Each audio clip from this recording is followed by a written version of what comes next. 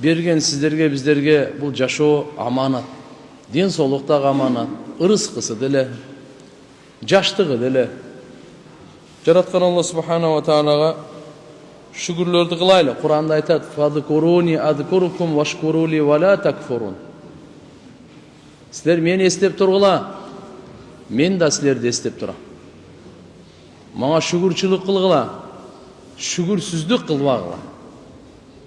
Я айюхаллазина аману стаину бис-сабри вас-сала, инналлаха ма'ас-сабирин. Эй имандуулар, силер жардам сурагыла менен. Сабырдуулук, намаз аркылуу. Шек күмөнсүз Алла Таала сабыр кылуучулар менен бирге. Адам баласына сыноо да келип турат. Адам баласынын башында эмне гана жок.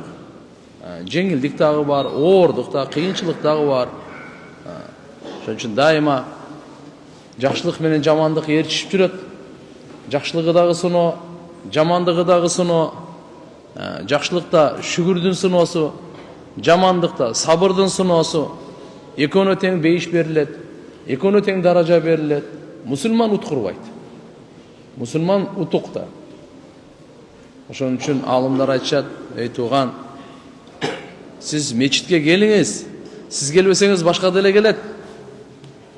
Куран окуңуз, окубасаңыз башка деле окуйт."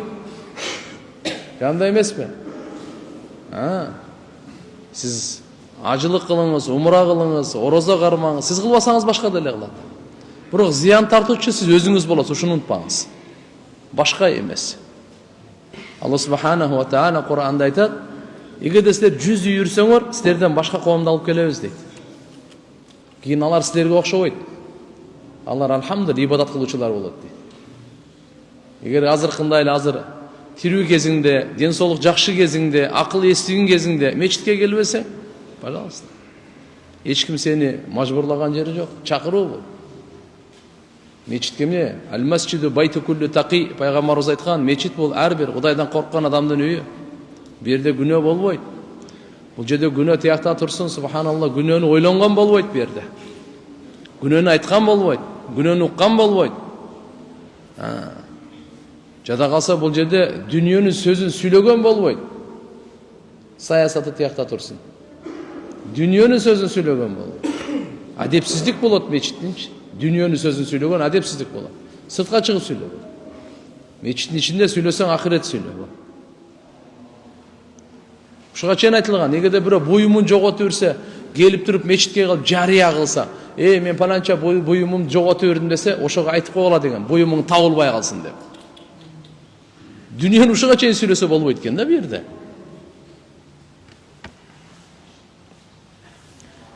Туугандар, баарыбызда ката бар. Баарыбызда кемчилдик бар. Кемчилдикти, катаны моюнга алып, Алланын райымын эске алып, намаз окуп жүрүш керек да. Намаз окуп атканда ушундай: "Я Алла", Алла Таалага шүгүр кылып, мойнубузда ката күнөөлөрүбүздү эстеп намаз окуйлу. Алланы жакшы көрүп намаз окуйлу. Ушу намаз аркылуу Алла күнөөлөрүмдү кечирет депчи. Ушундай үмүт менен Аллахыма жагымдуу болом, сүйкүмдүү болом. Алла ушу намаз аркылуу мени тазалайт деп. Бирок намаз акимус салата ли зикри, мени эстеш үчүн намазды тургузгула деген. Намазды окуунун максаты өзү ушул. Алланы эстөө да. Ибрахим пайгамбар дуа кылган. Я Алла, ушу ыйык Меккеге мен урпагымды ушул жерге жайгаштырып атам, намаз окуулары үчүн деген да. Эмне үчүн? Жерде башка нерсесин айткан жок. Ушулар намаз тургузсун, сага кулчулдукту тургузсун. Намаз кулчулдуктун бардыгын өзүнө камтып алган ибадат да. Рүкүсү бар, саждасы бар, каадасы бар, кырааты бар, дуасы бар, салаваты бар, кыямы бар, бардыгы бар да будачы. Санасы бар, Алла Таалага маша. Таавуз, шайтандан пана тилегени бар, Алланын улуу аттарын бардык өзүнө камтып алган ушундай периштелердин, жалпы периштелердин ибадаттарынын жыйнагы бизге намазга берип койгон. Иншалла намазды карап биздин жашообуз оңолот туугандар. Намазыбыз канчалык жандуу, нурлуу, таасирлүү, намазыбыз канчалык боло турган болсо, ошого жараша жашообуздан караңгылык, адашу, арамдык, жылаңаштык, күнөө, кылмыштуулук бардыгы азаят. Бардыгы ушуга жараша азаят. Бул дүйнөнүн эле караңгылыгы азайбайт, кабырдын караңгылыгы азаят, ахиреттин караңгылыгы азаят. Бирок намаздай болуш керек. Жүрөгүбүз намазга тартылсын, ынансын. Кандай эле биз адам баласы кээ бир мындай күнөөгө шашылгандай, күнөөгө ынангандай, күнөөгө рахаттангандай, жок, намазга. Субханалла. Ибн Жаузи рахматулла алейхи айтканда, күнөөсү көп, ыйы аз деген. Ыйлай албагандыгыңа ыйлагын деген. Мурунку улуу адамдар таквалыгына ыйлайды эле. Сен күнөөлөрүңө күлүп жүрөсүң го деген. Сен күнөө кылып күлүп жүрөсүң. Мурункулар таквалыгына ыйлачу экен да. Таквалыгына. Канчалык алар көрдөйсүңбү? Канчалык жүрөгүндө иман болгон. Канчалык жүрөгүндө аларда таква болгон. А биз күнөө кылып коюп дагы эле күлүп жүрөбүз. Тобанын эшиги ачык. Алла жапкан жок. Тобага шашылайлы баарыбыз. Жараткан Алла субханала ва тааланын ар бир күнүн, ар бир түнүн ушуга алхамдулилла барктап, зикир менен, шүгүр менен, дуа менен, жакшылыктар менен өткөрөлү. Суфьян ибн Уяйна рахматулла алейхин айткан сөзү бар. Акылдуулук деген, акылдуулук. Акылдуу адам ким? Жакшылык, жамандыкты билген акылдуу эмес. Жакшылыкты билет экен, жамандыкты билет экен, ал акылдуу эмес деп атат. Ким анан акылдуу? Жакшылыкты билип аткарган, жамандыкты билип таштаган, ушул акылдуу дейт. Билип коюу эмес. Балки жакшылыкты билгенден кийин ошону аткарган. Жамандыкты билдиби?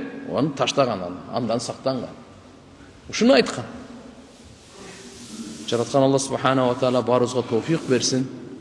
Андыктан Кур'ани Карим Алла таала баарыбызга күн сайын жашообузду Куранга салыштырайлы, Курандан карайлы, Куран менен нурлайлы, Курандан жолдомо алайлы, багыт алайлы. Тугандар, Курандагы Алла тааланын насааттарын кабыл алайлы. Алла тааланын чакырыгына ой жүргүзөйлү. Жараткан Алла субханала ва таала. Мына бүгүнкү темабыздагы Кур'ани Каримде Алла субханаху ва таала канча аяттарды түшүрсө, пайгамбарыбыз Мухаммад алейхиссалам бардыгын толук жеткирген. Пайгамбар саллаллаху алейхи ва саллям толук чечмелеген. Юқаррибу минал жанна ва юбаиду минан нар илля ва кад буйина лакум. Бейишке жакындата турган, бейишке киргизе турган нерсенин бардыгын, дозокко жакындата турган, дозокко киргизе турган нерсенин бардыгын силерге ачык айкын баян кылынды дейт. Пайгамбар саллаллаху алейхи ва саллям бизге толугу менен айтып бергенде, кайсы амалдар бейишке жакындатат, бактылуу кылат, бейишке киргизет. Кайсы амалдар бул дозокко жакындатат, бактысыз кылат, дозокко салат. Ушунун бардыгы бизге ачык айкын баяндалган. Бир нерсе да калган эмес. Толугу менен. Имам Ахмад Абу Зар разияллаху анху риваят келтирген. Ал айтат Абу Зар разияллаху анху: "Лакад таракана Расулуллах саллаллаху алейхи ва саллям ва ма юхаррику таирун би жанахайхи фис сама илля закара лана минху илман." Пайгамбар саллаллаху алейхи ва саллям бизге эч нерсе таштап кеткен эмес. Жада калса асмандагы учуп жүргөн канаттуу, эки канатын менен учкан канаттуун дагы ушунун дагы бардыгын айтып кеткен. Ушу дагы биз айтып калабыз го, ийне жүүнө чейин айткан депчи. Эчтекени калтырган эмес деген сөз да. Бул деген жогор жактагы, ылдый жактагы, көзгө көрүнгөн, көзгө көрүнбөгөн, бул дүйнө, ахирет, бейишин, дозогун эчтекени калтырган эмес пайгамбар саллаллаху алейхи ва саллям. Бардыгын чечмелеп, ачыктап, баяндап, жетишерлик деңгээлде, эң жогорку деңгээлде айтып кеткен. Ушул жерде маани бере турган нерсени. Жами'ин навахил ал-ислахия ва турук саадат ал-башария. Адам баласынын бактылуулугунун бардык жолдорун айткан, оңолуунун бардык ыкмаларын айткан пайгамбар саллаллаху алейхи ва саллям.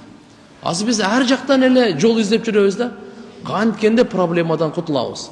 Канткенде бул проблемадан чыгабыз.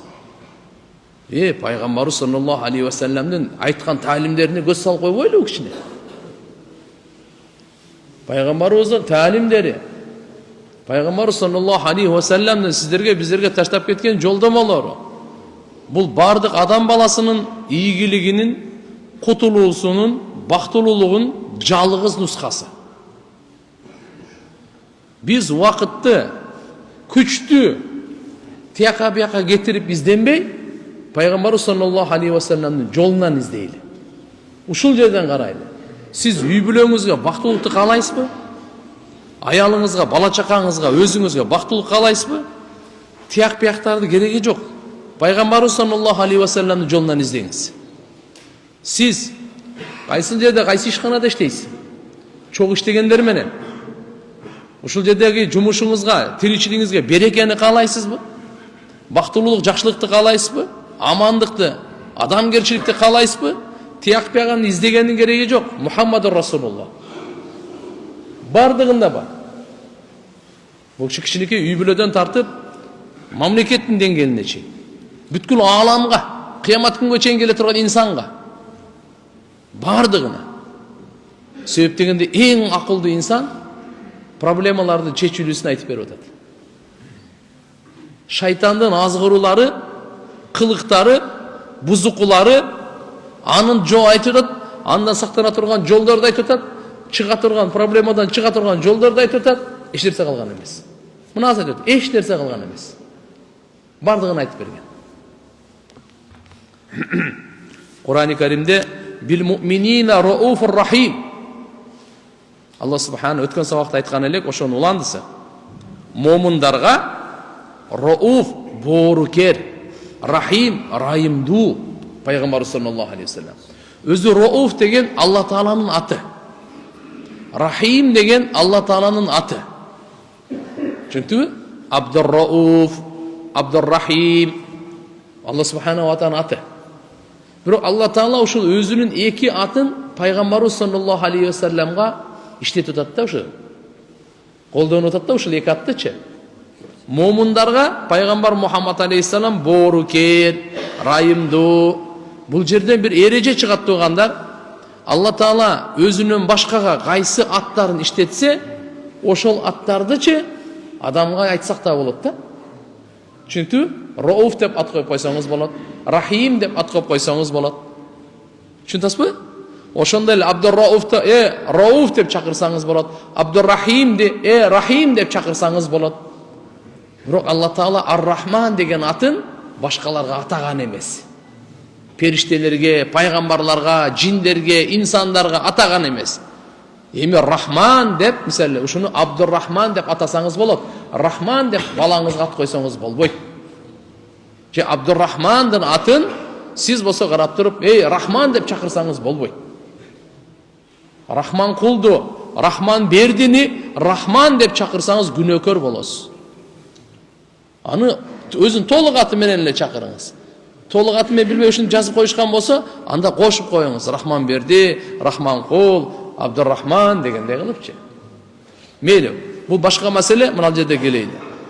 Рауфур-Рахим деп атат. Пайгамбарыбыз саллаллаху алейхи вассалам мусулмандарга бизге кандай экен? Өтө боорукер экен да. Рахим, райымдуу экен. Рауф, рафатун деген сөздөн чыгат да. Боорукерлик дейт. Құран-ы Каримде аз-занияту ваз-зани фажлиду кулла вахидин минхума ми'ата жалда.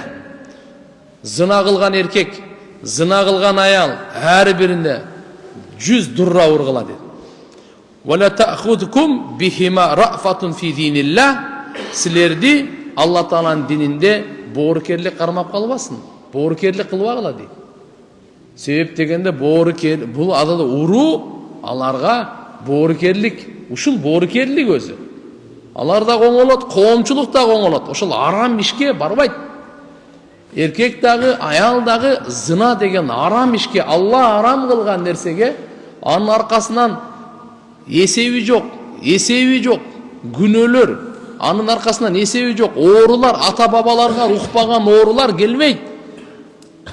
Жер титирөө болсун, кан төгүү болсун, көбүнчө зынанын кесепетинен болот. Кудайым сактасын. Иман ажырап кала турган чоң күнөө.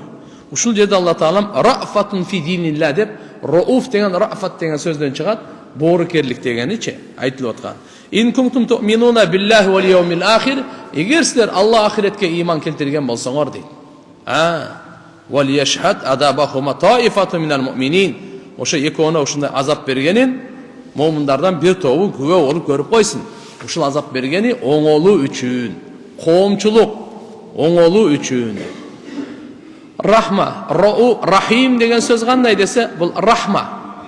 Мындайча айтканда райымдуулук. Бул не деген? Исалул хайр ва нафа вал бир. Жакшылык, пайда жеткирүүнү ушуну райымдуулук деп коет. Жакшылык жеткирүү, пайда жеткирүү. Эми Алла субханаху ва таала бул жерде пайгамбарыбызга айтып атканы, пайгамбарыбыз момундарга эле боорукерби, же момундарга эле райымдуу. Куранда Алла Таала айтып аткан: "Ва ма арсалнака илля рахматан лил аламин." Пайгамбарыбыз Мухаммад алейхиссалам, Алла Таала айтат: "Биз сени бүткүл ааламга райымдуу кылып жибердик го" дейт. Демек, момундарга райымдуулук ал өзгөчө, ааламга райымдуулугу жалпыча. Пайгамбарыбыз саллаллаху алейхи ва саллям бүткүл ааламга райымын чачып келген. Сизге, бизге райымдуу жашоо алып келген. Ушуну түшүнөйлү туугандар. Пайгамбарыбыз алып келген жашоосу сунаныл худа, мейли, сунанул заваид, сүннөттөр экиге бөлүнөт. Ибадаттын сүннөттөрү болсун, адаттын сүннөттөрү болсун. Ар бир пайгамбарыбыз саллаллаху алейхи ва салламдын кыймыл аракети Алланын тарабынан берилген кыямат күнгө чейин үлгү, өрнөк, райым, береке, бакыт.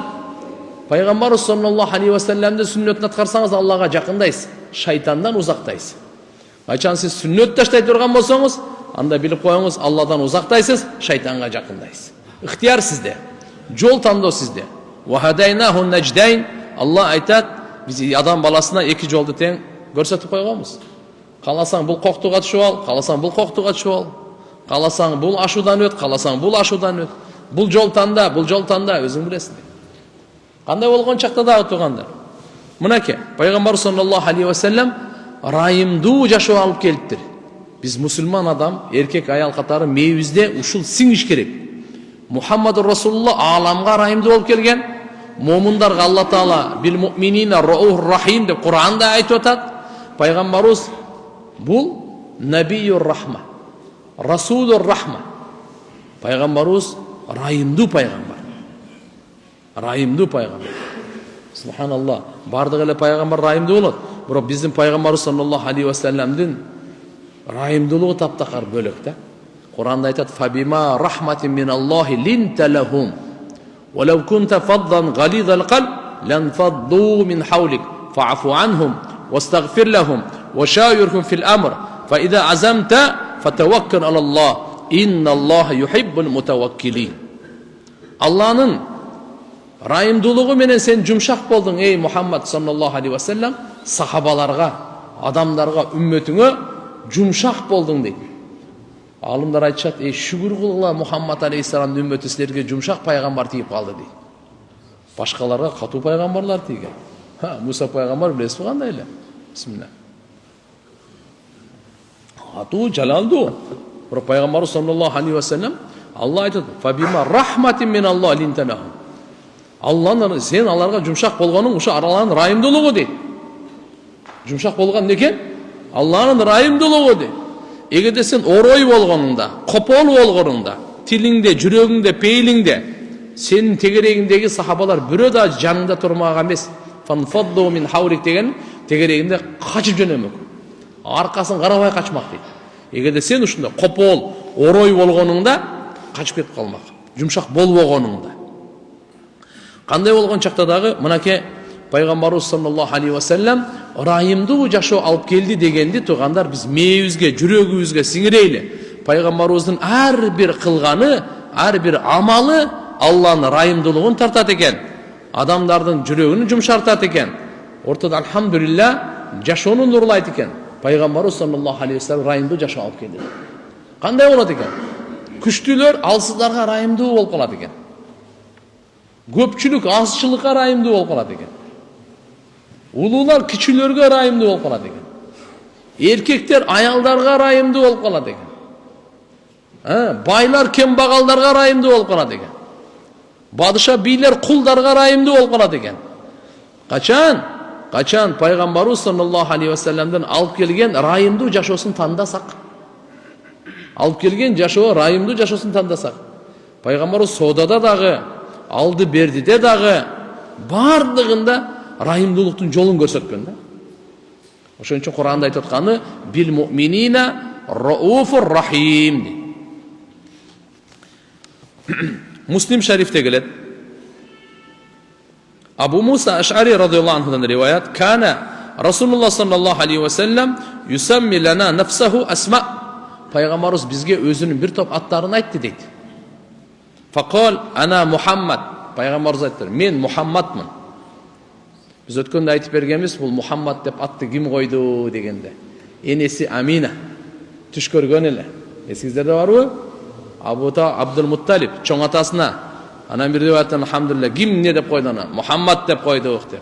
Экөө тең бар риваяты, эчтерсе эмес. Түшүндө да Мухаммад деп койгон, кийин айтканы, андан кийин чоң атасы койгону Мухаммад дегени.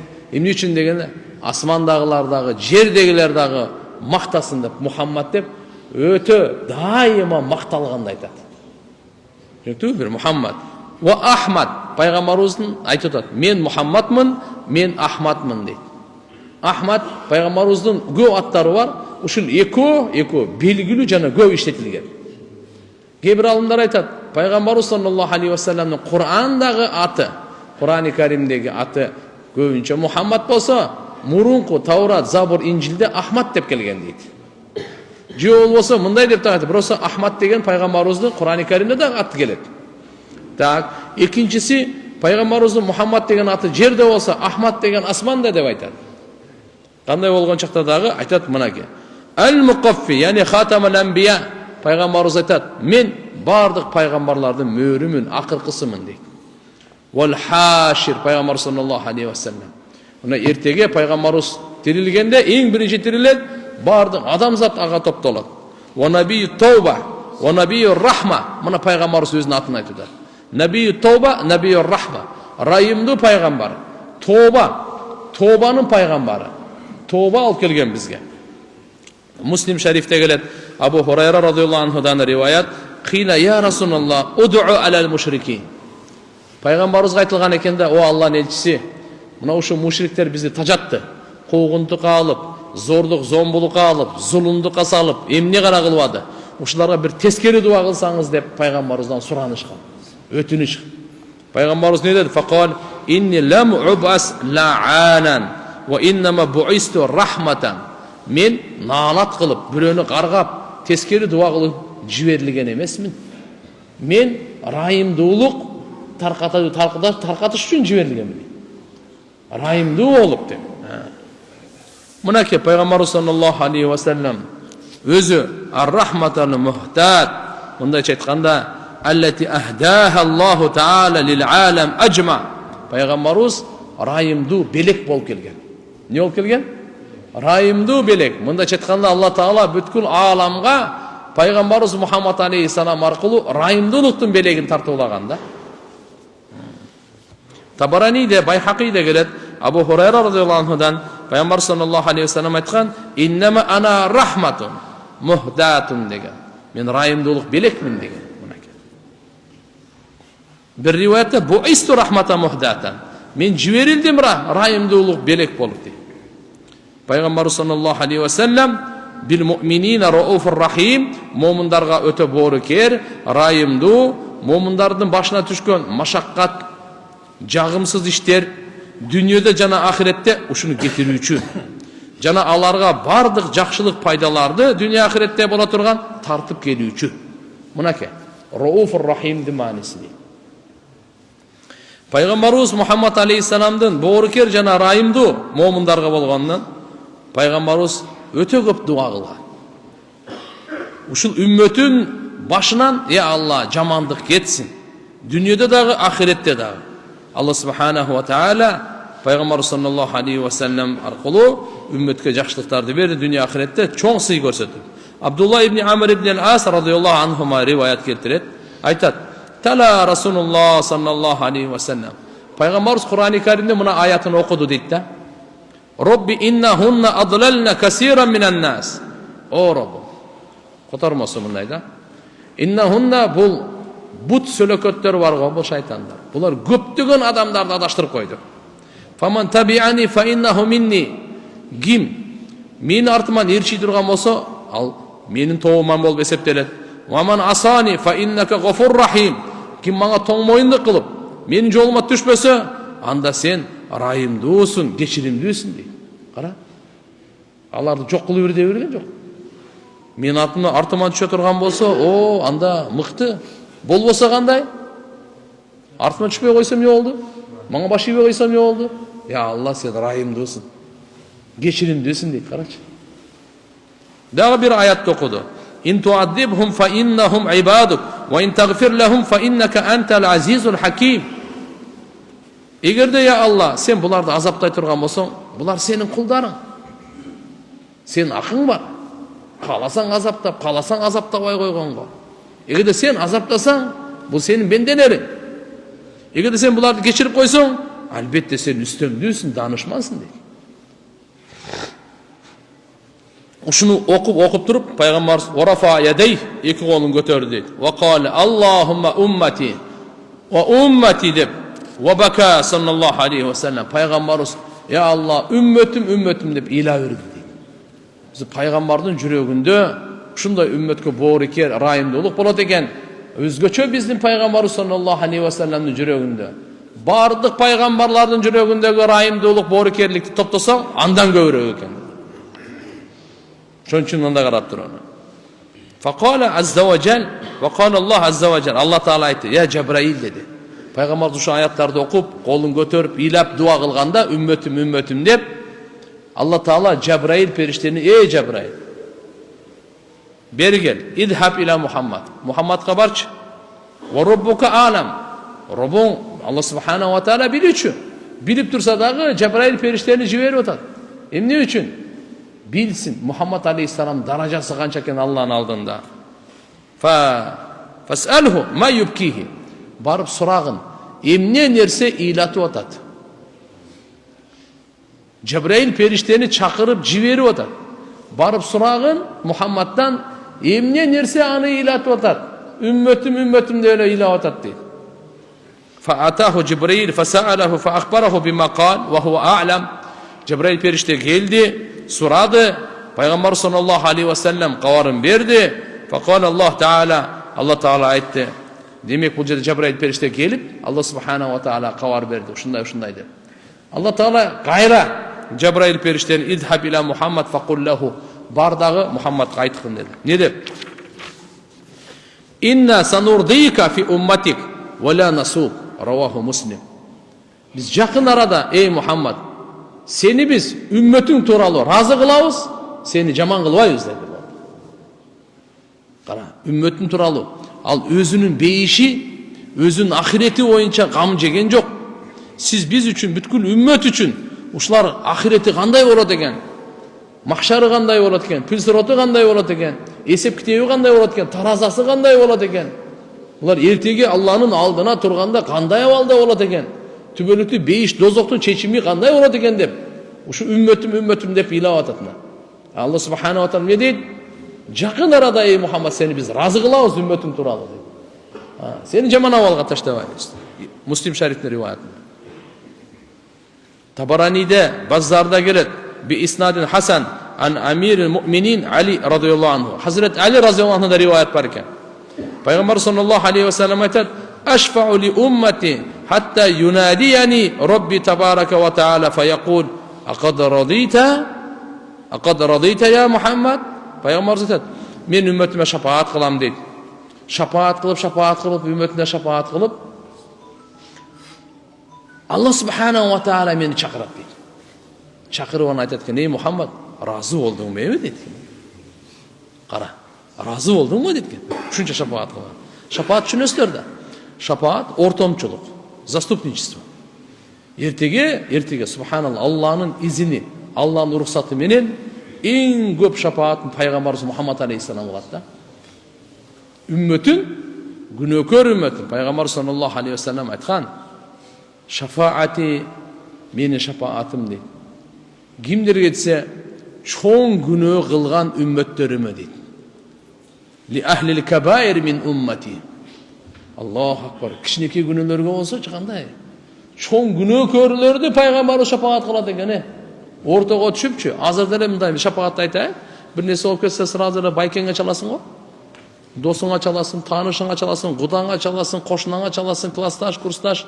Да бирөө, бир кичине болуп бир нерсе, ортомчул издеп, эртең кыямат күнү мындан страшный ортомчул керек болот да. Ошонун баардыгын ар кимди көтөрбөйт. Пайгамбар саллаллаху алейхи вассаламдын шафааты кандай башка. Мынандай дейт экен. Фа aqulu ай робби радиту. Алла Таала чакырып, эй Мухаммад, разы болдуңбу дегенде, пайгамбарыбыз айтат экен: "Ооба, разы болдум, Роббым" деп Алла Таала айтат экен. Мынакей, фа хува набийюр рахма. Бул пайгамбар саллаллаху алейхи вассалам райымдуу пайгамбар. Тирмизи шарифте, Ибн Маджада келет, Усман ибн Хунайф радıyallahu anhu'dan rivayet. Bir kişi anna rajulan dariran atan Nabi sallallahu aleyhi ve sellem faqal ud'u Allah ay yuafiyani. Bir kişi gelip turdu Peygamberimize. Göz azizken, gözü görmeyken. Gelip o Allah'ın elçisi bana dua. Allah Teala'ga dua kılbaysın, Allah Teala bana şifa versin dedi. Gözümü sakaytıp versin dedi. Peygamberimiz aytti: "İn şi'te da'awtu laka ve in şi'te sabarta fa huwa khairul laka." Kalasan meyli dua kılıp bereyim, kalasan sabır kılsan senin için jakşı dedi. Al aytti: "Fad'u." Dua kılыңыз dedi. Fa amarahu ayatavadda fa yuhsina wudu'ahu ve yad'u bi hadha du'a. Peygamberimiz ağa mындай dedi, buyruk berdi. Darat algın. Çıraylı jakşınakay darat algın, толук darat algın. Jana uşu dua menen dua kılgın dedi.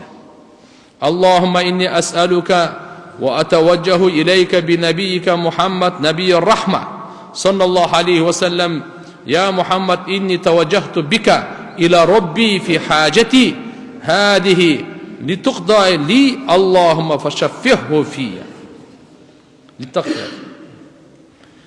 Ya Allah, men senden sorayman. Jana sana senin paygambarın, kanday paygambar? Nabiyyur rahma, rayımdуу paygambarыңды ortaga alıp yüzdönömün ya Allah. Ey Muhammed sallallahu aleyhi ve sellem, elbette men sen arkulu Allah Teala'ga yüzdönöm. Jende mında çaytып atkanda, şu kajetimde, ошон үчүн sen kajetini бүтүрүп, Allahumma fashaffihu li, ya Allah, paygambarыбыздын шафаатын мен акымда кабыл кылып мага шифа берген деген дуаны кылып атат да. Мынаны бул жерде тавассул деген маселе бар. Тавассул деген маселе мындай: пайгамбарыбыз саллаллаху алейхи ва салламды ортого салып. Түшүндүңбү? Пайгамбарыбыз саллаллаху алейхи ва салламдын даражасын, акысын, Алла Тааланын алдындагы макамы, улуулугу биз өзү амалды ортого салып дуа кылсаңыз болот. Алла Тааланын сыпаттарын, Кур'ан-ы Каримди ортого салып дуа кылса болот. Пайгамбарыбыз саллаллаху алейхи ва салламдычы бул дагы болот бизде. Бул жерде пайгамбарыбыз саллаллаху алейхи ва саллам тилгесинде ушундай деди. Насаидин риваятында айтат: "Фараджа ва кад кашафаллаху таала ан басарихи." Бул намаз окуп туруп дуа кылды эле. Алла субханаху ва таала тиги адам кайтып келди, көзү кайтарылган экен дейт ошочу. Көзү көрүп калган экен. Көзүн Алла субханаху ва таала кайтарып берипти. Кашафаллаху таала ан басари. Алла субханаху ва таала анын көзүндөгү парданы алып ачып коюп, анакей шифасын берди. Насаи шарифте айтат: "Фатавадда сумма салла ракаатайн." Пайгамбарыбыз айткан экен: "Фатавадда сумма салли ракаатайн." Сен тарат ал, андан кийин 2 рекат оку. Сумма кул, андан кийин айткын. Мына азыркы дуаны. Аллахума деп айтып аткан дуаны дейт. Пайгамбарыбыз саллаллаху алейхи ва саллам Набийюр рахма, райымдуу пайгамбар. Муслим шарифте келет, Саубан разıyallahu анхудан пайгамбар саллаллаху алейхи ва саллам айтат: "Инналлаха завалиял ард." Алла Таала мага жердин бардыгын топтоп бириктирип койду мага дейт. Жамааха ли ва даммаха илайя. Фараайту машарикаха ва магарибаха. Батышындагы, чыгышындагы бардыгын көрдүм дейт. Ва инна мулка уммати саяблугу ма зуя ли минха. Жана мен үммөтүмдүн мүлкү жакын арада мага берилген нерсенин бардыгына жетет. Жана мага берилди. Актагы, кызылдагы Робумдан үммөтүмө сурадым. Пайгамбар саллаллаху алейхи ва саллам бизге дуа кылган экен да. Баарыбызга. Не деп? Я Алла, мен үммөтүм башына ушундай жакырчылык, каатчылык келип бардыгы жок болуп кетпесинчи деп дуа кылган экен. Алла Таала буну кабыл кылган. Экинчи дуасы кандай эле? Я Алла, мен үммөтүмө сырттан бир душман келип бардыгын кырып, кордоп жок кылып бербесин дегенде, бул да дуа кабыл. Үчүнчүсү, мен үммөтүмдүн ортосунда, үммөтүм арасында бири-бири менен урушпасан, бул кабыл болгон эмес. Ошон үчүн иншалла талаш тартыш мусулмандардын ортосунда bunday болуп калышлыгы, бул да Алла Тааланын бир сыноосу, бирок бул дуа кабыл болгон эмес. Бул жерде ошо экөөнү айтып атат. Демек пайгамбарыбыз ва инни саалту робби дейт, ли уммати, мен үммөтүмө ошо Роббумдан сурадым дейт да, алла юхликахум бисанатин аматин дегени ошол, яни кахтын амин яумул кул, ушундай бир каатчылык бардыгын каптаган, бардыгын жок кылган. Жана вала юсаллит алейхим адуан мин сива анфусихим, ушуларды алар душман келип башка ушу бардыгын жок кыла тургандай болбосун деп экөөнүн дуасын кабыл кылган да.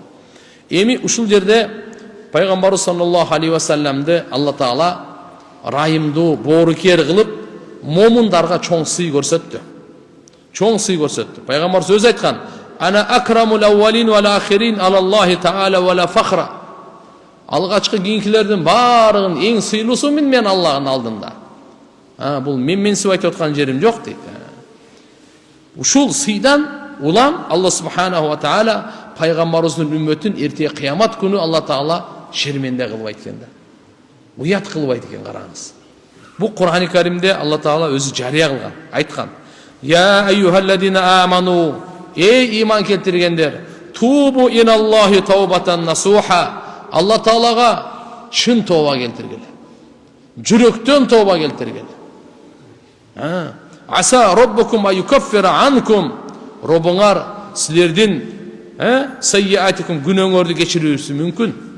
Ва юдхилакум жаннатин тажри мин тахтиха анхар, жана силерди ушундай бактарга киргизет. Алардын түбүнөн дарыялар агып турган. Яума ла юхзиллаху ан-набiyya валладина аману мааху.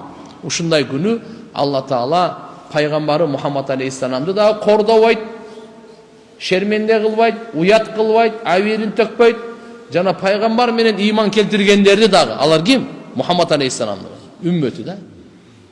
Пайгамбарыбыздын урматынан Мухаммад алейхиссаламдын үммөтү кыямат күнү шермендечиликтен, абийири төгүлгөндөн сакталып атат тугандар. Кур'анда Алла Таала буну айтып атат: "Нурухум яс'a байна айдихим ва биайманихим", алардын иманын нуру, амалдарын нуру өздөрүнүн алдында, оң жагында ушундай бир машаалла басып, яс'a деп коет, ушуну жүрөт экен да алдындачы коштоп. Якулуна роббана атмим лана нурана вагфир лана. Ошо момундар бардыгы айтат экен Мухаммад алейхиссаламдын үммөтү: "О Роббубуз, биздин нурубузду толуктагын, күнөөлөрүбүздү кечиргин. Иннека ала кулли шайин кадир", албетте сен ар бир нерсеге кудуреттүүсүң дейт. Ар бир нерсеге кудуреттүүсүң. Hazret Huzayfa ibn Yaman radıyallahu anhu aytat: "Sajada Rasulullah sallallahu aleyhi ve sellem yevman felem yerfa." Peygamber sallallahu aleyhi ve sellem bir günü sajda kıltır da başını götürmeye koyuptur. Sajda kılıyor oturuyordur da. Sajdadan başını götürmeye koyuptur. Hatta zananna annahu nafsuhu qad qubizat fiha. Biz oylap kaldık. Canı çıkıp ketken okşaydı. Ölüp kaldık okşaydı da oyladık deydi da. Kıymılda öyle sajda kılgan, sajdaya ketken boydan başını götürmeye koydu. Ananla birazdan keyin falamma rafa'a, Peygamberimiz başını götürdü da kâle aytti: "İnne Rabbi isteşarani ay hayyarani." Men Rabbim bana ihtiyar verdi fi ummati ma da yef'alu bihim. Munda aytkanda kengeşke salıp bana ihtiyar verdi dedi. Emni kılat Allah subhanahu wa ta'ala ümmetime takriman lahu. Allah Taala Muhammed aleyhissalam'dın ümmetine sıy görsötü katarında emni kıların Allah subhanahu wa ta'ala bul yerde ayet tutat. Anan li ummatihi li annahum ummatu sallallahu aleyhi ve sellem. Ayettir Allah Taala bakuldu. Qanday kılayın, ne kılayın degende Peygamberimiz cevap verdi. Ma şi'te ya Rab hum halquk ve ibaduk. O Rabbim, emni kalasan kılsan. Bu sen bendelerin, senin mahluğun dep cevap verdi. Keyin Peygamberimiz aytadi, ikinci yol, son üçüncü yol. Men uşuna cevapta ayta verdim deydi. Ошондо Алла субханала ва таала мага айтты: "Инни лан ухзияка фи умматик". Биринчиден мен эч качан сени шерменде кылбаймын үммөтүң туурасында. Ва башарин мага кушкабар берди: "Анна аввала ма ядхулул жанна ма'ия мин уммати 70,000 ма кулли 70,000 лейса алейхим хисаб". Мынандай деп кушкабар берди: "Мен менен бейишке эң алгачкы кире турган үммөтүмдөн 70,000 үммөт кирет" деди. Ошонун ар бири 1000 менен дагы 70,000ден ушуларга вообще эсеп болбойт деди. Мына пайгамбарыбызга кушкабар берип атканы. Не деп атат? Мен менен чогуу бейишке кире тургандар алгачкысы 70,000. Ар бир 1000ге дагы канчадан? 70,000ден. 70,000ди 70,000ге көбөйтсөңүз ошондо чыгат да. Мынакей, ушулардын бардыгы лейса алейхим хисаб, эсеп китеби жок булар. Атак бейишке билесиз да, бардыгы эсеп китеби менен кирет да. Бирок буларды пайгамбарыбыз саллаллаху алейхи ва салламдын урматын көрүңүз.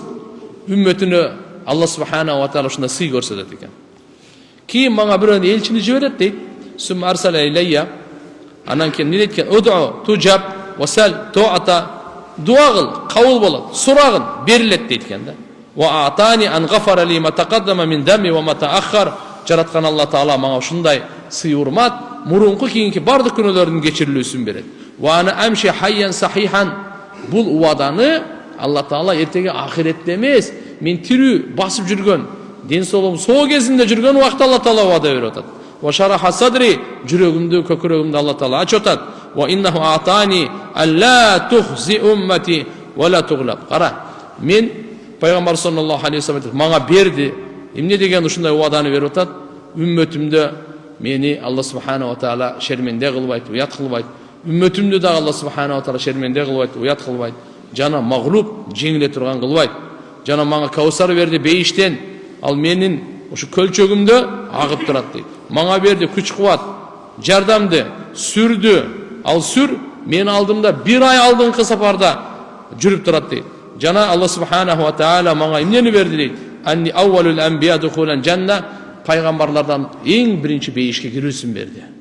Ва тайяба ли уммати ганима, менин үммөтүмө олжонун малын адал кылды.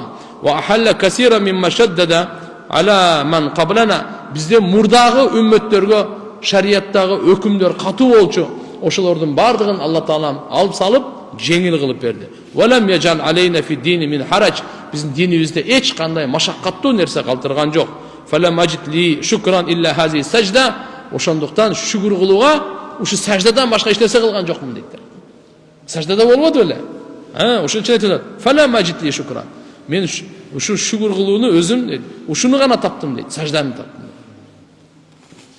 Имам Ахмад келтирген хадисте Кааб ибн Малик радиаллаху анху пайгамбар саллаллаху алейхи ва саллям мындай дейт: "Юхшарун нас яумал қияма, фа акуну ана ва уммати ала тал, фа яксуни рабби хуллатан хадра, сумма ю'дану ли, фа акулу ма ша Аллах ан акул, фа заликал мақамул махмуд, мақамул махмуд." Караңыз, азыркы сабак эмне боюнча кетип атат биздеги? Мухаммад алейхиссаламдын үммөтүнүн даражасы. Бул үммөт жөнөкөй үммөт эмес. Бул хайырлы, мындайча айтканда жакшы, орто, мыкты. Бул үммөттүн кыямат күнү күбөсү өтө турган үммөт. Бул үммөт пайгамбарыбыздын орун басары болуп, кыямат күнгө чейин адамдын бардыгын Аллага чакыра турган үммөт. Жакшылыкка чакырып, жамандыктан кайтара турган үммөт. Бул үммөт жөнөкөй үммөт эмес тугандар. Эң биринчи бейишке кире турган үммөт. Биз ошондой үммөттөн болуп калганыбызга Аллага чексиз шүгүрлөр. Алхамдулилlah. Мына ошо хадисти угуп алыңыз. Хадис эмне деп атат бул? Пайгамбар саллаллаху алейхи ва саллям айтат: "Кыямат күнү адамдар бардыгы тирилгенде, мен жана үммөтүм ушундай дөңсөдө болобуз" дейт да. Бийиктечи. Алла субханаху эмне кылат дейт? "Мен Роббум мага жашыл кийим кийгизет" дейт. Жашыл кийим. Так. Андан кийин мага уруксат берилет, мен айтамын. Айта турган нерсени дейт. Бул башка хадистерде келген. Алла субханаху ва таала мага ушундай илимди ачат, илимдин казыналарын ачат. Аллага ушундай мен мактоолорду, саналарды, алкыштарды айтамын, ага чейин мындай айтылган эмес дейт да. Мындай илим ачылган эмес. Пайгамбарыбыз Алла таала кандай сана, кандай алкыш айткан бу дүйнөдө, Аллаху акбар. Бирок ал кыямат күнү Алла таала дагы башка илимдин казынасын ачат экен. Пайгамбарыбыз саллаллаху алейхи вассалам ушуга чейин мактабаган сөздөр менен мактайт экен да Алла тааланчы. Мактайт экен. Ошол айтат заликал мақам ал махмуд. Ошол мартаба мақам махмуд деген мартаба дейт. Буну Сахih Бухари, Сахih Муслимде шафаат, хадиси шафаат хадисинде келет. Ошондо фаяфтаху Аллаху алейя мин махамидихи ва хусни сана алейх ма лам яфтаху аля ахад қабли. Менде мурда бирөөгө дагы андай илимди ачкан эмес. Алла Таалага мактоо, сана алкыш айтуу илимин дейт. Кандай болгон чакта дагы кийинки риваятта мындай дейт. Ибн Жарирде Жабир разияллаху анхудан пайгамбарыбыз саллаллаху алейхи вассалам айтат: "Мен жана үммөтүм кыямат күнү бийик жайда болобуз, мушрифина алал халайык, махлуктардын бардыгына көз салып турабыз" дейт. Ал дегени бардык пайгамбарлардын үммөтүн көрүп турат экен да. Адам алейхиссаламдын үммөтү, Нух алейхиссаламдын үммөтү, Шис алейхиссалам, Идрис алейхиссалам, Нух алейхиссалам, Ибрахим алейхиссалам, Иса алейхиссалам, Муса алейхиссалам, Якуб алейхиссалам, Айюб алейхиссалам, Исхак бардык пайгамбарлардын үммөтүн Мухаммад алейхиссалам айтат: "Мен жана үммөтүм ушундай бийик жерге чыгып туруп барып көрүп турабыз" дейт, карап турабыз дейт. Панорама экен да. Үстүнөн карап турган. Карап турабыз дейт. Не дейт анан? Ма мин нас ахад илля вадда аннаху минна. Бир дагы адам болбойт ушул тилебеген, ушул Мухаммад алейхиссаламдын үммөтүнөн болуп калбапмын депчи. Бардыгы ушуну тилейт экен да. Ва ма мин набийин каддабаху каумуху илля ва нахну нашхад аннаху баллага рисалата рабби. Бир дагы пайгамбар болбойт, анын коому аны жалганга чыгарбаган. Бирок биз күбөлүк беребиз. Пайгамбарлар өз робусунун өкүмүн, рисалатын, аманатын жеткирген деп. Буну жакшы угуп алыңыз. Кур'ан-ы Каримде Аллах субханаху ва таала мындай дейт: "Ва кадалика жаалнакум умматан васата литакуну шухада аля нас ва якуна ар-расулу алейкум шахида." Бакара сүрөсү. Biz sizlerdi Muhammed sallallahu aleyhi ve sellem'den ümmetin. Ortaço ümmet. Adilettүү, тең салмактуу, аша чаппаган, аркада калып калбаган, ушундай хайыр, жакшылуу, эң жакшы, эң мыкты үммет кылдык дейт да. Силер эртеге кыямат күнү адамдарга күбөлүккө өтөсүңөр дейт. Пайгамбар Мухаммад алейхиссалам силерге күбөлүккө өтөт дейт. Бунун мааниси мындай. Мухаммад саллаллаху алейхи ва салламдын урматынан Алла Таала Мухаммад алейхиссаламдын үммөтүнө сиздерге биздерге ушунчалык улуу мартаба берди. Эртеге кыямат күнү биз Алла Тааланын алдында бардык адамзатка күбөлүккө өтөбүз. Ушу Мухаммад алейхиссаламдын үммөтүнүн күбөсү кабыл болот. Бул маани кандай? Эртеге Алла субханаху ва таала бирден пайгамбар чакырат экен дагы. Айтат экен. Мисалы Нух алейхиссалам, азыр риваятта келет. Нух алейхиссалам чакырат экен дагы: "Сен биз саңа берген аманатты, рисалатты, пайгамбарчылыкты, өкүмдөрдү үммөтүңө жеткирдиңби? Элиңе жеткирдиңби?" дегенде пайгамбар айтат экен: "Ооба, мен жеткирдим бардыгын" дейт. Анан адамдардан сурайт экен үммөттөн: "Мына Нух алейхиссалам жеткирди белесиз?" "Жок" дейт экен да алар. Түшүндүңүзбү? Жалганга чыгарат экен да, жеткирген. Бирок алар айтат экен да, себеп дозокту көрүп турат. Бу тамаша күнөө эмес ал. Жок жеткирген эмес, вообще жеткирген эмес. Ошондо Алла субханаху ва таала Нух алейхиссаламдан сурайт экен: "Күбөң барбы жеткиргенге?" Десе Нух пайгамбар айтат экен: "Ооба бар, ким? Мухаммад алейхиссаламдын үммөтү" дейт экен. Мухаммад алейхиссаламдын үммөтүн чакырат экен, бергеле. Нух пайгамбар жеткиргенби десе, жеткирген дейт экен да булар. Кудум ушундай Ибрахим пайгамбар, Муса пайгамбар, Иса пайгамбар, бардык пайгамбарлар ушундай болот экен. Бардык пайгамбарлардын коому пайгамбарларын жалганга чыгарат экен да. Жеткирген эмес, жалган айтып атат депчи. Пайгамбарлар жеткиргенбиз деп атат. Алар жеткирген эмессиңер деп атат. Ошондо Алла субханаху ва таала пайгамбарлардан сурайт экен: "Күбөлөрүңөр барбы?" дегенде, "Бар." Ким? Мухаммад алейхиссаламдын үммөтү дейт экен да. Мухаммад алейхиссаламдын үммөтү келип туруп күбөлүк берет экен. Пайгамбарларга биз күбөлүк беребиз. Булар Алла Тааланын пайгамбарчылыгын, өкүмдөрүн бардыгын жеткирген депчи. Анан баягы үммөттөр айтат экен: Мухаммад пайгамбардын үммөтү. Силер каяктан күбөлүк берип атасыңар? Силер жок эмес белеңер биз барда дейт экен да. Чудасызбы? Sizler barıp elеңер. Musa paygambardын ордуна барып элеңиз. Biz geçe Nikolaydın da orunda çok elek koy. Geçe Lenin'in uçurunda ne çok elek koy musun? Geçe barып elek. 100 yıl murda le çok elek. Sen ayaktağı 3000 yıldan murdağını ayıp tutasın. 5000 yıl murdağa güvelik veriyor tutasın. Düşündüktü mü? Şunday dep aytatken de alarçı. Muhammed sallallahu aleyhi ve sellem'den ümmeti mınday deytken. Karağıla deytken. Bizge Muhammed sallallahu aleyhi ve sellem geldi. Allah'ın kitabını alıp geldi. Allah subhanahu ve taala'nın amanatın, risalatın, paygambarçılığın hükümlerini alıp geldi.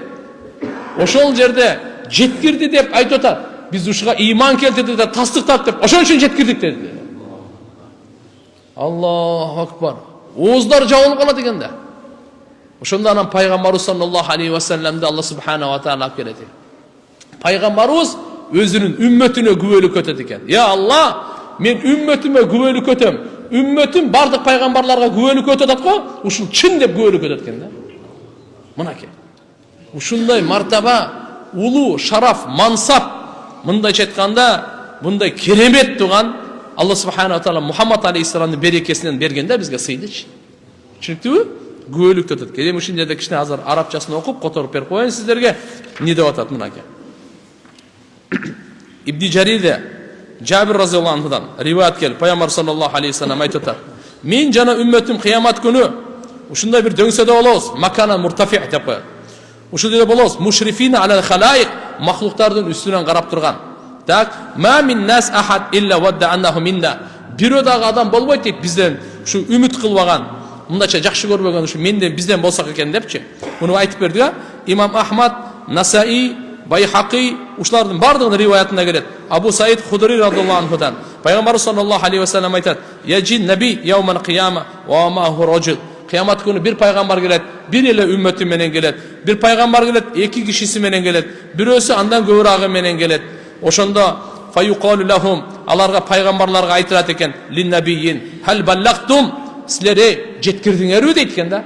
Allah'ın hükümlerin, amanatın, Allah Teala'nın elçiliğin, mildetin uşu jetkirdiңер ümmetiңerge. Elge jetkirdiңер degende fayaquluna na'am. Allah aytken jetkirdik deyt. Fayuda qawmuhum, oşonda qawmun çakırat eken. Fayuqalu lahum hal ballagukum, sizlerge jetkirdi ele mına peygamber degende fayaquluna la, jetkirgen emes deytken da alar. Ana. Fayuqalu lin nebiyyin, oşonda peygamberlarga aytılat eken. Ma yashhad lakum annakum ballaqtum. Kim sizlerge güvölük beret sizler jetkirgeniңерге? Güvölügör barmı degende fayaqulun alar aytat eken. Ummatu Muhammedin sallallahu aleyhi ve sellem. Muhammed aleyhisselam'ın ümmeti bizge güve bolat deyt eken.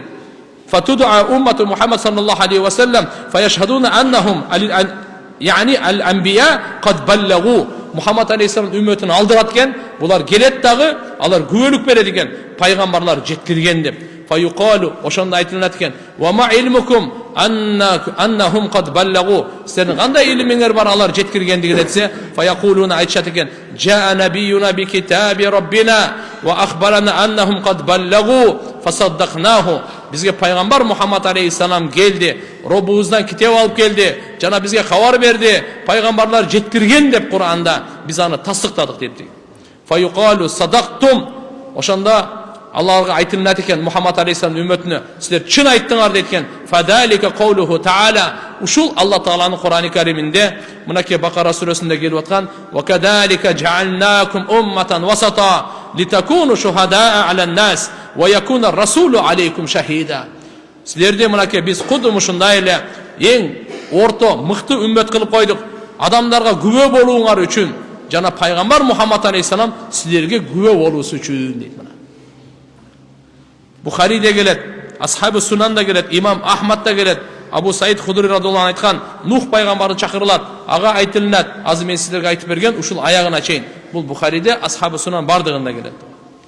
Emi, ummatan vasata, vasata degen sözdü manisi ne? Bu adil, orta, hayır, adilettü degen manide tuğanda. Peygamber sallallahu aleyhi ve sellem manisi munday, huva yuzakki ummatahu. Peygamber özünün ümmetini aruladı. Tazaladı. Kanday tazaladı?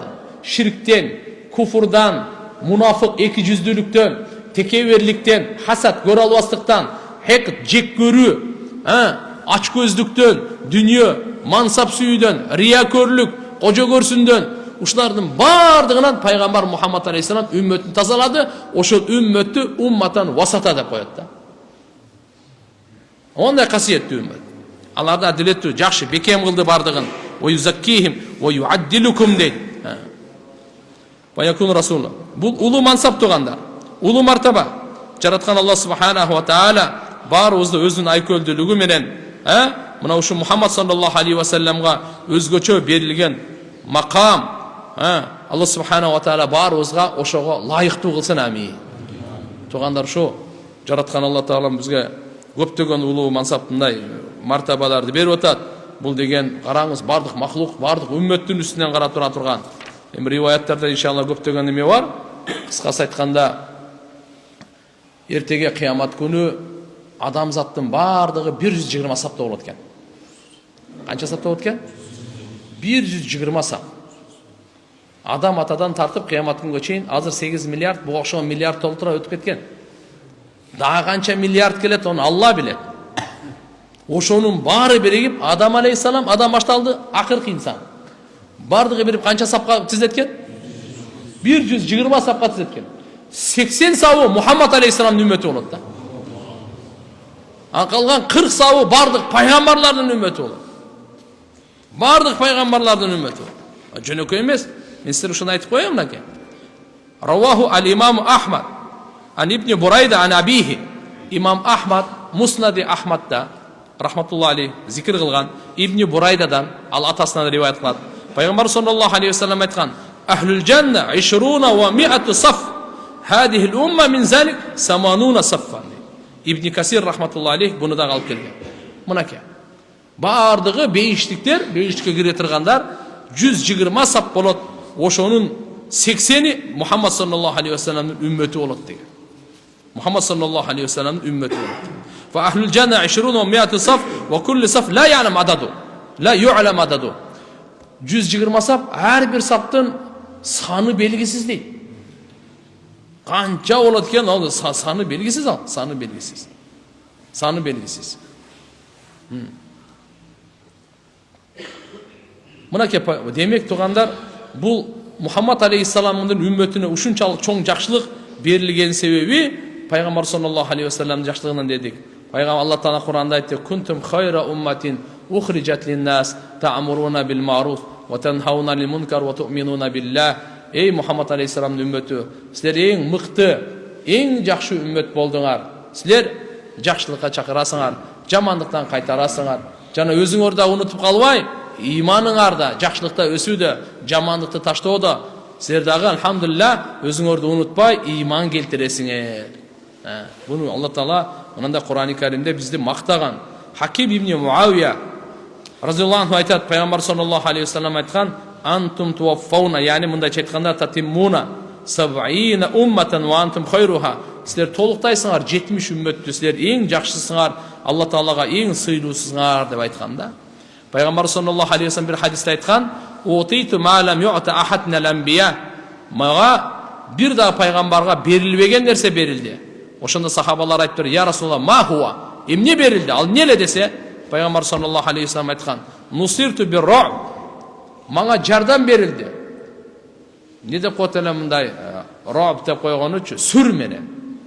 Пайгамбардын сүрү, бир айлык сапардан алдын жетет эле го. Сүрү.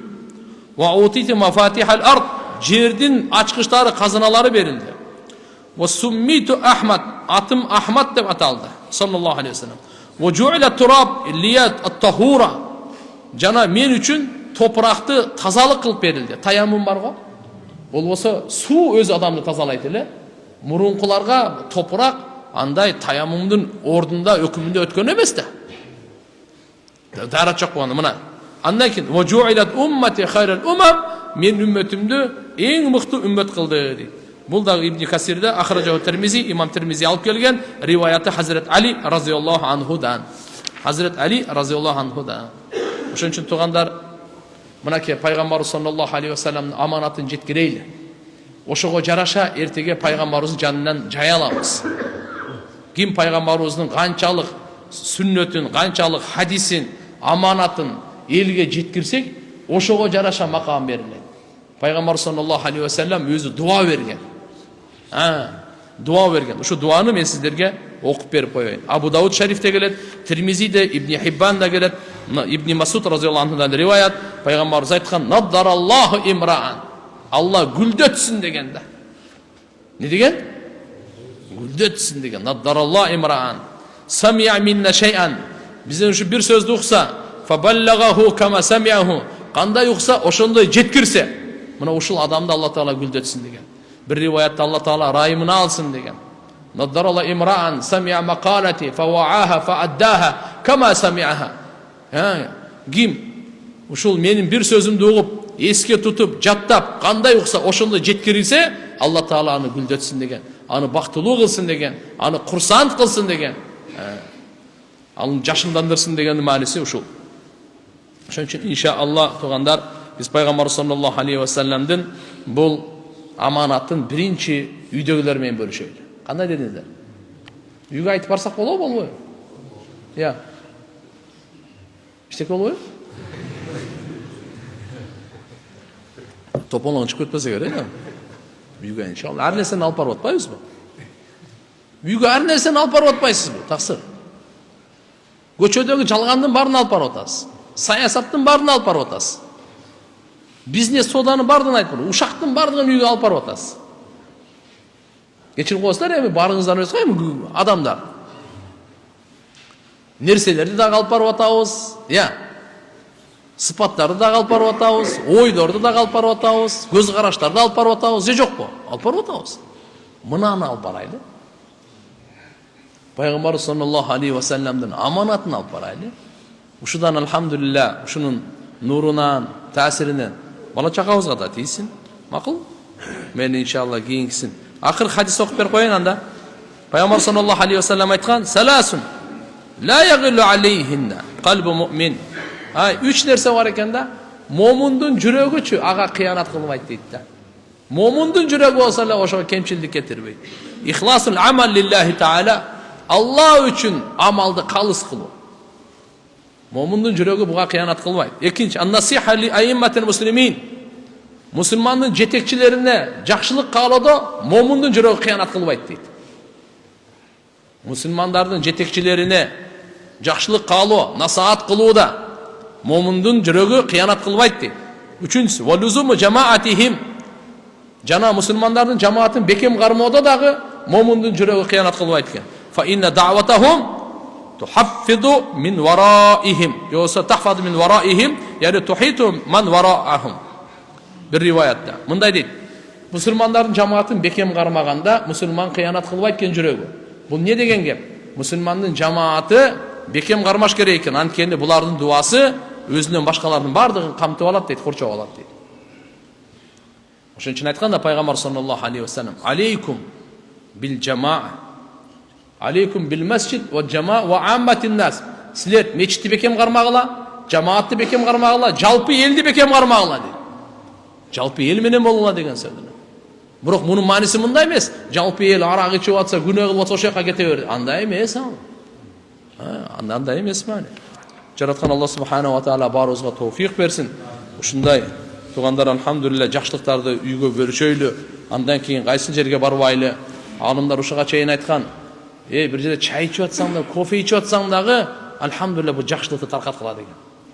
Жайылткыла, айткыла деген. Кандай болсо дагы иншалла ошондой да хикмат менен албетте бир иншалла башка сөздөргө аралаштырып деле айтсак болот да. Пайгамбарыбызды тааныштырсак болот. Эмне деген касиеттер бар, эмне деген алып атканыбызды жакшылыкты бөлүшөйлү турган. Бул аркылуу дүйнө ахирет түбөлүктүү курулат. Аллахым барыбызга товфик берсин. Бисмиллахир-рахманир-рахим. Assalamu alaikum ustaz. Өлкө башынын ысыраптан алдын алуу боюнча указы чыкканда ашыкча ысырап бир аз басаңдап калган. Бирок акыркы убактарда кайра эле тез кейпин кийип, ысырап көбөйдү. Маркумду кандай узатуу керек? Акыркы сапарга сөзсүз мал союш керекпи? Экинчиден үйлөнүү, баланы отургузуу, тушоо жана башка тойлорду кантип өткөрүү керек? Бизде 3-лүк, 7-лик, 40-лык аш деп отуруп сөөк чыккан үйдүн кан эле соорулуп жатат. Ушул жаатта кенен түшүндүрүп берип коюңузчу. Өткөндө деле мындай ушул кандай суроолор келген туугандар. Мындай да жараткан Алла Таала ар бирибизден акчаны каяка сарптадың деген суроону коет. Ошо суроого жооп бере ала тургандай болуп жашайлы. Эртеге Аллахтын алдына барганда ушул суроо жок экен деп жүрбөйлү да. Кайдан таптың, кайда сарптадың деген бар да. Бул 5 суроону Алла Таала 5 суроону сурамайынча адам бир кадам таштай албайт. Пайгамбарыбыз айткан аны. Өмүрдөн сурайт экен Алла Таала, өмүрдү кайда иштеттиң, кайда сарптадың? Жаштыкты сурайт экен. Кайдан таптың, кайда сарптадың? Билгениңе жараша канча амал кылдың? Кыяматтын 5 суроосу, кабырдын 3 суроосу ар бирибиз даярданайық. Бул Алла Тааланын бул дагы райымы. Суроолорду бизге дара берип койду. Суроолорду айтпай туруп анан кийин тиякта сурабайт. Суроону алдын ала берип койду. Бенделери мына. Кабырда 3 бар, кыяматта 5 бар. Ушу 5-өнүн бирөөсү туган кайда сарптадым? Демек биз 1 сом сарптап атканда да ойлонойлу. Ушуга мен бейишим курганбы же дозокко кетип атамбы? Сооп алып атамбы же күнөө алып атамбы? Алланын ыраазычылыгын таап атамбы же шайтандын ыраазычылыгын таап атамбы? Исрапкорлорду шайтандын достору дейт Алла Таала Куранда. Алла өзү жакшы көрбөйм дейт. Кулу мени жегиле, вашробу ичкиле туугандар. Адал жегиле, адал ичкиле. Вала тусрифу. Бирок адалдыкта дагы аша чаппагыла. Адалдыкта дагы ушу адал экен деп эле жеп эле ооруп калып, жүрөк кармап калып, семирип кетип, операция болуп, анан тияка кетип калбагыла. Даже адалдыкка бизге торумуз берип атат. Арамдыкка го совсем сразу эле торумуз. Токтотуш керек да. Чын эсибизде бар, өтө жакшы. Алхамдулилlah, исрапкерчиликке мамлекет өзү колдоп айткан эле. Билесиздер да, барыбыз эсибизде да. Ошон үчүн келиңиздер туугандар. Кудайга шүгүр, азыр карап тур. Багытты өзгөртөйлү туугандар. Кандай? Баягында көз жумуп алган багытты токтотойлу. Караңгылык багытты токтотойлу. Өзүбүз баягы билармандык багытты токтотойлу. Анан көрөк. Билармандардын биларманы пайгамбар Мухаммад алейхиссаламды бир карап коелу. Бүгүн эле сабакта ошо боюнча болду туугандар. Ошон үчүн иншалла карап туруп пайгамбар саллаллаху алейхи вассалам айтат, туура өтүп кеткен адамга ар бирибиздин жүрөгүбүздө кейибиз, кайгырабыз, соо жетсе экен дейбиз. Ошону иншалла аркасынан алхамдулилlah жакшылык барып турса экен дейбиз. Бирок ошол жакшылыктын бардыгын эле ушул мал сойгонго, кан чыгарганга эле чектебеңиз таксыр. Анан көрөк элге пайдалуу диний китептерди чыгарганга жардам бербейсизби? Мечиттер салынып атат, алхамдулилlah. Мечиттин жылуулугуначы, мечиттин суусуначы, мечит ичиндеги китеппергечи. Да, азыр жол салуу, таза суу деген мынандай проблемалар бар. Сооп десеңиз эми мына.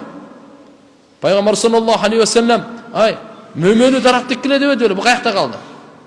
Карап туруп мынакей мартка жакшы даярдаңыз дагы 100 мөмөлүү даракты тегиңиз атаңыздын атына. Күчүңүз жетеби? Тигип коюңуз. Ошонун көлөкөсүнө да ким отурса соо тиет атаңызга. Мөмөсүнөн адам эмес. Айвандар жесе дагы, канаттуулар жесе да соо тиет. Түшүп калган мөмөдөн чимелилер, кумурскалар жесе да соо тиет. Даже кээде бизде алымдар ушуга чейин дагы айтат. Ууру келип жесе дагы соо тиет дейт. Ууруга күнөө жазылат, бирок сага сооп жазылат дейт. Караңыз, кыла турган ишибиз жок болуп калды. Ошон үчүн иншалла келиңиздер. Кудай калса айта берсек буга токтойт эми мындай. Бирок алхамдулилlah Алла субханаху ва таала бири-бирибизге айтмайынчачы, бири-бирибизге эстетмейинче биз унутуп кала берет окшойбуз да. Ошон үчүн келиңиздер, алхамдулилlah. Мейли. Эми таптакыр эмес, кичине кой союп, кан чыгарып мейли. Бирок чеги менен да. Бирок ошондо дагы караңыз, бир да карыз албаңыз. Банк-санктан карыз алып турупчу, өткөрбөңүз. Акыркы уюңузду сою бербеңиз. Атандашып, мына анал бай 3 жылкы сойду эле, мен да көрсөтүп коеюн деп 4 жылкы сооп албай эле күнөө аласыз, ачык айтып коеюн. Бир сооп жок сана. Риякөрлүктөнчү только күнөө. Мүмкүн ушул жерде кичине адамдар айтышы мүмкүн. Мына ушу 5 жылкы сойду, 4 жылкы сойду депчи. Алланын периштелери сага наалат айтат, капа болбогула. Ошон үчүн иншалла кылсак Алланын ыраазычылыгы үчүн кылайлы.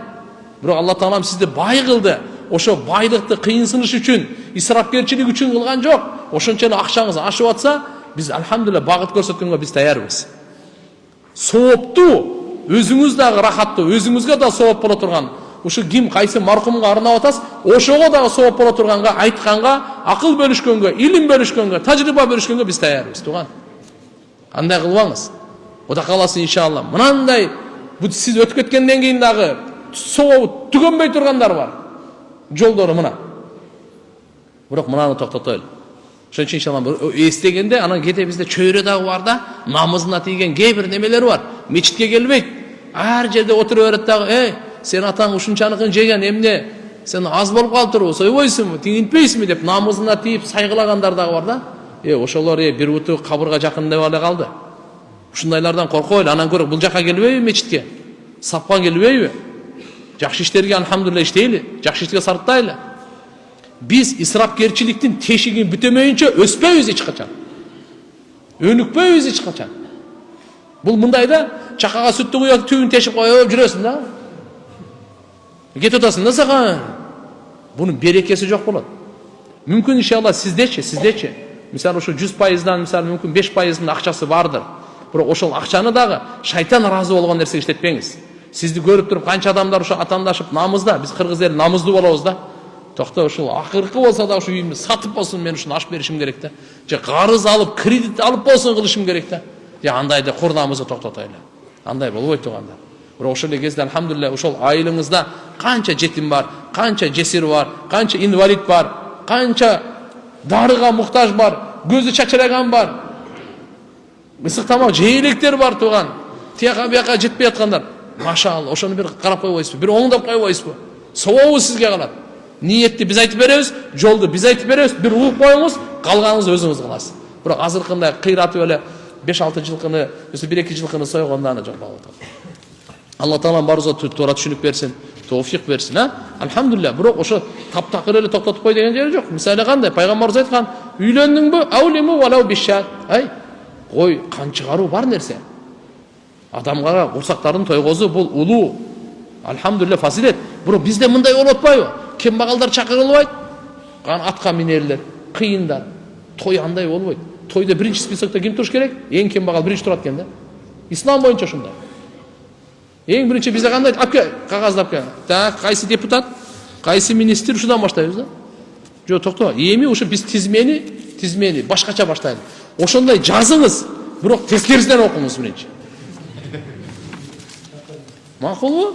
Эң биринчи ошол жерде алхамдулилля кембагал, ушундайда иншалла көп каралбаган, салам айтылбаган, ушундайлар бар го, ошолордон баштайлы. Ошолорго той кылып берели. Ошолор бай күн сайын алар 2-3 жолу тамак жейт алар. Кембагалдар бар, ошолорго сиз алхамдулилля жакшылык ишти кылып бериңиз. Той өткөрүңүз. Машалла, балдардын немелери бар. Бирок чеги менен иншалла элдин дагы алхамдулилля кайрымдуулук эшигин жаппаш керек. Просто кайрымдуулук эшигин жолун көрсөтүшүбүз керек да. Биз мынча көрсөтсөк мынандай кылып үйрөтүп атпайбы? Андай эмес. Алла Таалам барыбызга тоофик берсин. Москва шаарындагы Красное Белое деген вино ичимдиктер сатылган магазинде иштеген мусулман бир туугандарым айлыгы адалбы? Повар ташып, тизип иштеген жумуш мээнети адал дешип жатат. Ал адал товарбы, арамбы, магазин ээси жооп берет дешет. Жок, андай эмесе. Мына вино, красный, белый мен билбейм кандай экен. Бул арак ичимдик бар го. Пайгамбар саллаллаху алейхи вассалам аны айткан. Жасаган дагы арам, ташыган дагы арам, саткан дагы, сатып алган дагы, ичкен дагы, ичирген дагы, көтөргөн дагы, буйуп берген бардыгын айткан. Ошон үчүн мындай кылып эле баягы өзүн эме кыла бербесин туугандар. Анан көмөт мен тизип атам, мен ташып атам, бирок мен ичкен жокмун, саткан жокмун, алар өзү жооп берет. Жок. Сиз дагы сөз жоопко тартыласыз. Ошондой жаман эмеге себеп болду. Анан көрөк башка алхамдулилля адал жумуштар толуп тура. Биз просто адал жумушту издейбиз келбейт. Бир билип коюңуз, мүмкүн адал жумуштан сизге мындай карасаңыз бир 30.000 рубль көрүнүп атат. Арамга келсеңиз 50.000. Таштаңыз ошо 50.000 арамды. 30.000деги береке. Аллаху акбар. Ал 50.000 эмес, 100.000 болсо да кандай береке жок. Кудайым иншалла жакшы сизге бейпил жашоо берет, берекелүү, каниеттүү жашоо берет, түтүмдүү жашоо берет. Ошонун баардыгыңызды тыя турган. Арам таштап коюңуз ал. Арам дайыма көп болот, билип коюң. Адал аз болот. Бир конкреттүү сөздөр билип коюңуз. Бейишке кирген өзү аз болот да, дозокко кирген көп болот. Куранда Алла Таала айтат: "Калилама юминун, калилама яшкурун" дейт. Буга эмне дейсиз? Иман келтиргендер аз, шүгүр кылгандар аз, бейишке киргендер аз, иман келтиргендер аз болгондон кийин. Мен үйдүн кичүү баласымын. Ата-энем бар, келинчегимдин атасы жок, апасы эле бар, эки кызы эле бар.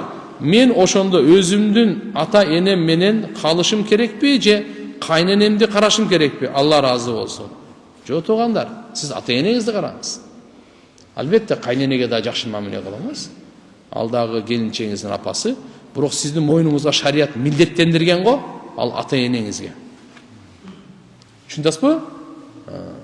Ал ата-энеңизге. Ошон үчүн иншалла мындан кээ бирлери бар. Өкүл ата, өкүл эне деп өзүнүн атасын сыйлабайт, өзүнүн апасын сыйлабайт, анан өкүл апа, өкүл ата. Ал ким ал? Мейли өкүл ата, өкүл эне, мисалы сыйлап урмат, бирок ата-энеңиздин алдында мүмкүн эми ата-энеңиз кичине карып калгандыр, мүмкүн дагы мындай ооруп калгандыр, тигини машалла жардам берип атат анда мындай. Таксы, ата-энеңиз, ата-эне ал бөлөк нерсе. Ата-энеге эч бир нерсе таразага тартылбайт. Түшүнүктүүбү? Башыдым. Ошон үчүн кандай болгон чакта да кээде мас болуп калат, кээде ичип алат, кээде катуу урушуп коет, кээде каргап коет, кээде кайра кайталай берет сөздү. Бунун баарын жиштирип коюңуз. Ата-эне болуусу сизге ашыгы менен жетиштүү. Түшүнүктүбү? Куранда Алла Таала айткан, ата-энеңер уф деп айтпагыла. Эгер ата-энеңер даже капыр болсо дагы жакшы мамиле кылгыла деген. Албетте бир нерсени эскертип койгон Алла Таала, эгер ата-энеңер силерге арамга буйрук берсе, анда аткарбагыла. Түшүнүктүбү?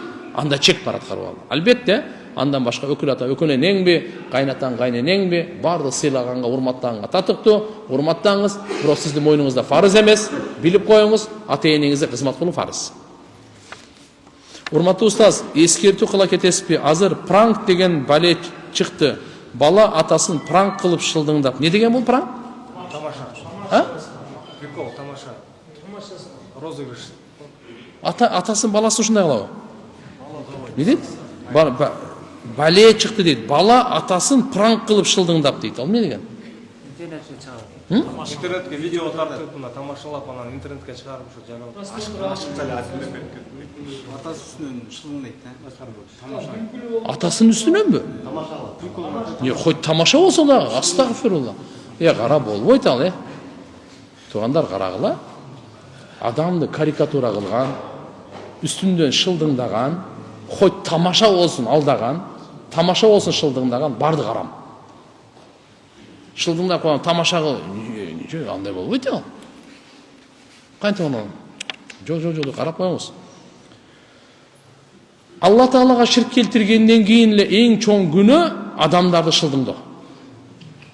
Азыр биздер неме кылып атпайбы? Сүрөттөрүн кичине мына жакпай калган жерлерин же туура эмес жерин көрсөтүп туруп, анан деп эртеге көрөбүз кабырда кандай жооп берер экенсиң, кыяматта кандай жооп берер экенсиң. Бүгүн тияк бияктардан жашынып алып, бир парданын аркасында же бу туфлинин астында ана боло бербейт бул. Бул жүз ачыла турган күн келет. Ошондуктан Кудайдан корксун, адамды шылдыңдабаңыз. Адамды айвандын атын койбоңуз, жаман атты койбоңуз. Сиз тааныйсызбы, тааныбайсызбы, бир сөз сизге жагабы, жакпайбы, кылсаң кыл, кылбасаң кылбай эле кой. Бирок сен андай кылба. Эгерде чыныгы мусулман, жүрөгүңдө алхамдулилlah жалының бар, эркек болсоң кел. Жаштакай кылып тур сүйлөп мынамда. Мен катан болсо, кел бетим менен айтып кой, мен оңдойм аны. Сен тияктан ла жөн мисалы да, а мына шылдыңдоо деген болбойт. Тим более атасын, апасын. Хоть башкача кылса дагы. Башканы да шылдыңдаган болбойт. Ата-эненин урматы барбы? Пайгамбар саллаллаху алейхи вассалам не дейт? Ман таракал кадиб, жоосо кидиб. Валау кана мазихан. Ким жалган сүйлөгөндү таштаса, тамашалап болсун да. Азыр тамашалап болсун да жалганда. Пайгамбарыбыз айтат: ошолорго буния лаху фи вастил жанна, бейиштин ортосунан бир кансарай берилет ага. Бул хадистин башында пайгамбарыбыз өзү кепилдикке алган. Ким жалган сүйлөгөндү таштаса, тамашалап болсун дагы, ошого мен не кылам дейт? Мен бейиштин ортосуна кансарай алып бергенге кепилдик берем дейт. Пайгамбарыбыз жалған сүйлөгөндү таштаганга кызыктырып атат, тамашалап болсун дагы. Кээде биз айтып коебуз тамашалап койдум деп, жалган сүйлөп тамашалап койдум. Ошо да болбойт бизде. Пайгамбарыбыз тамашалашат эле, бирок чын тамашалашат. Жалган эмес. Ама маскаралаган кандай? Бул экөө тең бирдей эле. Чындап кылып атабы, тамашалап кылып атабы, жакшы болбойт. Мен кайната кайненем менен жашайм. Жолдошум Москвада иштейт. Кайната кайненем менен жашайм. Жолдошум Москвада иштейт. Салган акчасын кайын журтум отчет алат. Алар бөлөк жашайт. Акыры жок. Жашайтка дейби? Бөлөк жашайтка. Акыры жок келишпейт. Келгенде ошто түшүнүксүз кечиресиздер, а? Ажеке, мен сиздин сабактарыңызды көп калтырбай угам. Мен ата-энем менен жашайм. Папам өгөй. Папам урушуп кол көтөргөндө айтышып кетем. Өзүм 15-темин. Окубай калгам. 13 жашыман бери иштеп өзүмө өзүм кийим алам. Папама акча берем. Өздөрү карабай, ыйлаймын. Айтышып кетем. Чыдабай кандай кылсам болот? 13 жашымда намаз окуп келем. Азыр 15-темин. Машалла, машалла. Намазыңызга бекем боло бериңиз. Аллахым узун өмүр, бактылуу жашоо берсин. Айтышканын кереги жок. Албетте таквалык менен акча табыңыз. Улууларды анча-мынча урматтап, анча-мынча. Эң жакшы сөз сабырдуулук менен чыккан сөз. Кичпейлик менен чыккан сөз. Чын сөз. Садакай жария деп айтат. Ошондуктан иншалла кандай болсо да, өгөй ата болсо да урушкан кереги жок. Бирок ал кол көтөргөнү таптакыр туура эмес. Өзү ата кыз балага кол көтөрбөш керек. Таптакыр, хоть кандай болгондо. Тим более мисалы өгөй болсо, атасы жок болсо. Эркек адам өзү аялга кол көтөрүү болбойт. Бирөөлөр айтат, Куранда мына эгерде баш ийбесе ургула деген го. Ооба, ургула кандай? Бармак менен ургула деген мондай. Мисвак менен деген. Же болбосо тафсирлерди карасаңыз, чачык барго, чачык менен. Муштундагы перчаткага ура берсин ал. Көгөртө деп пайгамбар өтө жаман айткан. Ким ушунда бетине урган, көгөртө урган, булар жаман. Эркек эмес деп. Куран жаттагам келет. Медресеге барып, бирок мени 9-ду бүттү деген кагаз жок. Жок, буну алыңыз, ошо менен чогуу деле Куран жаттасаңыз болот. Азыр мектептер кандай? Эртең менен түшкө чейин окуйт, түштөн кийин бошсуз, кечкурун бошсуз. Клуб-клубка барбаңыз, интернет клуб жана башкаларга, башка дейди балдар менен да тияка бияка жүрөк, Куран жаттаган мечитке келип болот. Кайнатам узак арак ичип, алкогольный эпилепсия болуп калды. Азыркы тапта ооругандан кийин сразу токтоттук эле. Ого бешбеттер кыйналып жатат. Аз-аздан арак берип айыктырса болобу? Болбосо өлүп калышы мүмкүн деп ойлоп жатат. Өлбөйт Кудай кааласа. Иншалла. Жок, арак ал шайтандын эмеси менен кете берет ал. Кудай андай эмес. Анан көлөк лимонду катуу сыгып туруп кичине ачуураак болот да лимончу. Кум шекериси жок берип тургула, жакшы болуп кетет. Эгерде устаз колу менен кумар кандырган адам тооба кылса, андан кийин татыктуу дин кызматкери боло алабы? Бул чоң күнөө. Тооба кылсын, истигфар кылсын. Албетте кафыр болсо дагы, эгерде тооба кылып келе турган болсо, алхамдулилля, Алла Таалам алым кыла берет. Кандай гана чоң күнөө болбосун, арак болобу, зына болобу, кумар болобу, тооба кыл. Келди, кайтты, Алла Таалам эшиги кенен. Эшиги Алла Субханаху ва Тааланын берекеси кенен Алла Таала. Ассаламу алейкум. Орозо болуп, билип, жеп коюп, орозону кармабай, фидия берип төлөсөм болобу? Болсо күнүнө канчадан беришим керек? Жок, кодугандар. Ден соолугу жакшы адамга фидия уруксат эмес. Мисалы, бүгүн ооруп атышы мүмкүн, бирок Кудай калса бир айдан кийин жакшы болот. Ушундайларга дагы фидия болбойт. Ушундай ооруга чалдыгып калды, сакайбай турган. Ошого фидия болот.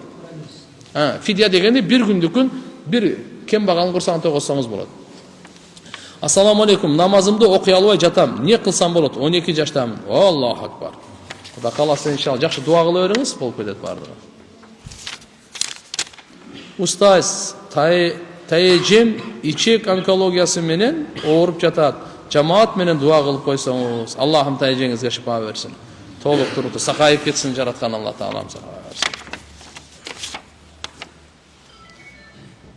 Урматтуу шейх, Хидаятул Кур'ан тафсиринде айрыкча кайсыл булактардан пайдаланып жатасыз?